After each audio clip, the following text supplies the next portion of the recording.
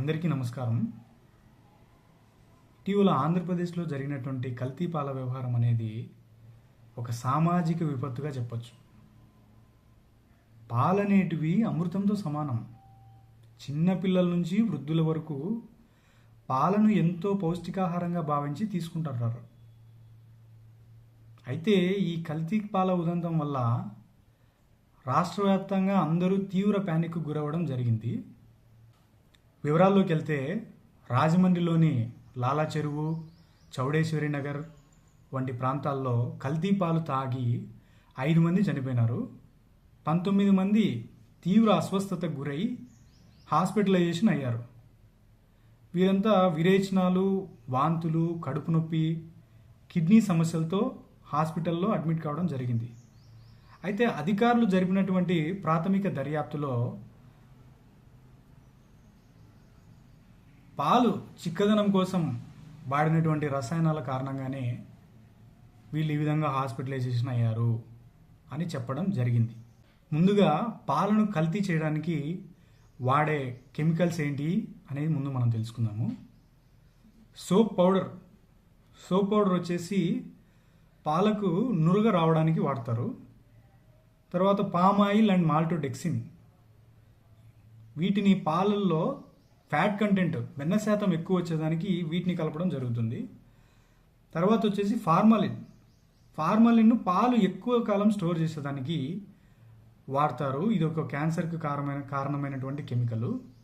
Next వచ్చేసి యూరియాను పాలకు తెలుపు రంగు రావడానికి, అదేవిధంగా చిక్కగా పాలు ఉండేదానికి యూరియాను వాడతారు. ఇప్పుడు మీకు ఒక డౌట్ రావచ్చు, అన్నిటికంటే చీప్ అండ్ బెస్ట్ నీళ్ళు కదా, నీళ్ళను వాడి కల్తీ చేయొచ్చు కదా, ఈ కెమికల్స్ అన్ని ఎందుకు వాడడం అని మీకు డౌట్ రావచ్చు.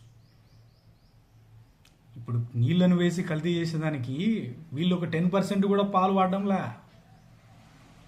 సగం కాదు ఒక 10%, 100%లో 10% కూడా వీళ్ళు పాలు వాడడం లేదు. కంప్లీట్గా అడల్టరేషన్ చేస్తున్నారు. కాబట్టి వీళ్ళు ఈ కెమికల్స్ చిక్కదనం రావడానికి, తెల్లదనం రావడానికి, వెన్న శాతం కనిపించేదానికి, ఇవన్నీ వచ్చేదానికి ఈ కెమికల్స్ వాడతారు. వీళ్ళు అసలుకే 10% కూడా వీళ్ళు వాడడం లేదు. పాలు ఎక్కడ నీళ్లు కలిపితే ఎక్కడ పాల మధ్య కనిపిస్తాయి, కనపరావు. కాబట్టి అందుకోసం వీళ్ళు ఈ కెమికల్స్ అన్ని వాడి కల్తీ చేస్తున్నారు. అయితే రాజమండ్రిలోని కల్తీ పాలల్లో ఉన్నది ఏంటంటే ఎథిలీన్ గ్లైకాల్ కలవడం వల్ల ఇంతమంది చనిపోయారు అనేది ప్రాథమిక దర్యాప్తులో తేలినటువంటి అంశం. అయితే ఎథిలీన్ గ్లైకాల్ వీళ్ళు పాలల్లో కలపలేదు. జనరల్గా డైరీ సెక్టార్లో వాడాల్సింది ఏంటంటే ప్రొపిలీన్ గ్లైకాల్ అనేది వాడాలి. అయితే ప్రొపిలీన్ గ్లైకాల్ బదులు వీరు ఎథిలీన్ గ్లైకాల్ వాడారు. ప్రొపిలీన్ గ్లైకాల్కు ఎథిలీన్ గ్లైకాల్కు ఉన్నటువంటి సేమ్ ఫీచర్స్ ఏంటో తెలుసుకుందాం. సిమిలారిటీస్, ఈ రెండు కెమికల్స్ చూడ్డానికి ఒకే విధంగా ఉంటాయి.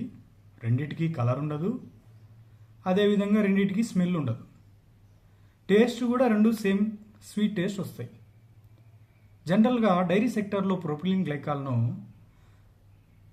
పశువుల మెటబాలిక్ హెల్త్ పెంచేదానికి, అదేవిధంగా వాటికి ఎనర్జీ సప్లిమెంట్ గాను, అలాగే పాల దిగుబడి పెంపు, సంతానోత్పత్తి పెంపు, అదేవిధంగా పశుగ్రాసం కోసం కూడా ఉపయోగించడం జరుగుతుంది.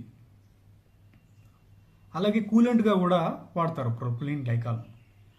అయితే ఈ ప్రొపిలీన్ గ్లైకాల్ బదులు ఎథిలీన్ గ్లైకాల్ ఎందుకు వాడారంటే, ఎథిలీన్ గ్లైకాల్ 1 రూపీ అయితే ప్రొపిలీన్ గ్లైకాల్ 2 రూపీస్ అవుతుంది. సో అందుకోసమని ఈ వరలక్ష్మి డైరీ వాళ్ళు ప్రొపిలీన్ గ్లైకాల్ బదులు ఎథిలీన్ గ్లైకాల్ను కూలెంట్గా వాడడం జరిగింది. అది పొరపాటున ఈ పాలల్లో కలవడం వల్ల ఈ ప్రమాదం జరిగింది అని అధికారులు ప్రాథమికంగా అంచనా వేయడం జరుగుతుంది. అయితే ఈ ఎథిలీన్ గ్లైకాల్ జనరల్గా ఎందుకు వాడతారో, వేటికి ఉపయోగిస్తారో తెలుసుకుందాము. యాంటీ ఫ్రీజ్, కార్ రేడియేటర్లలో చలికాలంలో నీరు గడ్డ కొట్టకుండా ఉండేదానికి ఈ ఎథిలీన్ గ్లైకాల్ను ఉపయోగిస్తారు. అదేవిధంగా కూలెంట్, ఎయిర్ కండిషన్ సిస్టమ్స్ ఎక్కువ హీట్ అవ్వకోకుండా కూలెంట్గా ఉపయోగించడం జరుగుతుంది. ఈ కార్ రేడియేటర్లలో పోసే ఎథిలిన్ గ్లైకాలు ఒక మనిషి శరీరంలోకి వెళితే అది ఎన్ని అనార్థాలకు దారితీస్తుందో అది మీ ఊహకే వదిలేస్తున్నా. 100 ml ఆఫ్ ఎథిలిన్ గ్లైకాల్ మన శరీరంలోకి వెళ్తే అది కిడ్నీలను ఏ విధంగా డ్యామేజ్ చేస్తుంది అనేది మీకు వివరిస్తాను. జనరల్గా కిడ్నీస్ యొక్క ప్రైమరీ ఫంక్షన్ ఏంటంటే రక్తాన్ని శుద్ధి చేయడం, ఆ శుద్ధి చేసిన తర్వాత ఉత్పన్నమైనటువంటి వ్యర్థాలు ఏవైతే ఉన్నాయో వేస్టేజ్ను యూరిన్ రూపంలో బయటికి పంపించడం. అది జనరల్గా కిడ్నీ చేస్తుంది. ఇప్పుడు 100 ml ఎథిలిన్ గ్లైకాల్ బాడీలోకి వెళ్ళిపోయిన తర్వాత ఫస్ట్ లివర్ ఏం చేస్తుందంటే వాటిని 2 పార్ట్స్గా డివైడ్ చేస్తుంది. అవి glycolic acid and oxalic acid. ఈ ఆక్సాలిక్ యాసిడ్ బ్లడ్లో ఉన్నటువంటి కాల్షియంతో కలిసిపోయి ఒక సూది లాంటి పదునైన క్రిస్టల్స్ అంటే స్ఫటికాలను ఫామ్ చేస్తుంది, ఏర్పరుస్తుంది. ఈ స్ఫటికాలు ఏవైతే ఉన్నాయో కిడ్నీలో ఉన్నటువంటి ట్యూబ్యూల్స్లో డిపాజిట్ అవుతాయి. ఈ డిపాజిట్ అయినటువంటి ఆక్సాలిక్ యాసిడ్ క్రిస్టల్స్ ఏవైతే ఉన్నాయో ఇవి కిడ్నీ యొక్క టిష్యూ లేదా కణజాలాన్ని ఫిజికల్గా డ్యామేజ్ చేస్తాయి, కోసేస్తాయి. తర్వాత కిడ్నీ స్వెల్లింగ్ వచ్చేస్తుంది. అదేవిధంగా ఈ ఫిల్టర్ చేసే ప్రక్రియ ఏదైతుందో దాన్ని కోల్పోతుంది కిడ్నీ. తర్వాత బాడీలో